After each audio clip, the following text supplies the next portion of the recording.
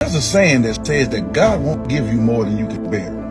But actually, God does give us more than we can handle.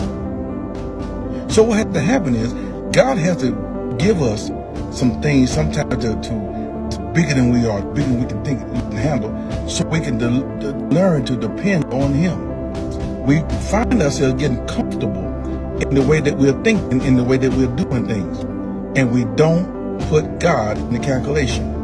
And that's exactly what the enemy wants to do. He wants us to exclude God out of everything in our lives and think that we're doing everything we're accomplishing on our own. I was training my son in the gym sometime a while back. I would take him to the gym. Because I worked out with him a little while, I knew what his weaknesses were. I knew what his limits were. I knew how much weight he could handle. But every now and then, in order to get the muscle to grow or to become stronger, you have to shock it. Only way to shock that muscle is you have to add more weight. Because if he was doing the same weight all the time, his muscles would become used to it and they would become stunted and never would grow. So we had to add more weight. He knew Dad was going to be there. Why? Because I was standing there doing something called spotting.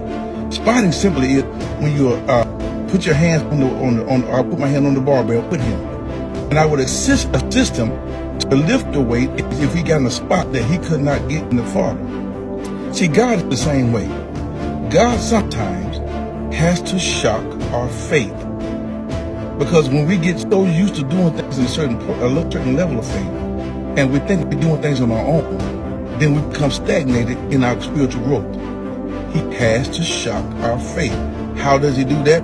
By allowing circumstances to come in our lives that we cannot handle. He's always standing right there spotting you. He always has his hand under the barbell of the stool. So when you get to the point that you can't make it, or you say, I can't do it anymore, he sees it. You don't have to say a word.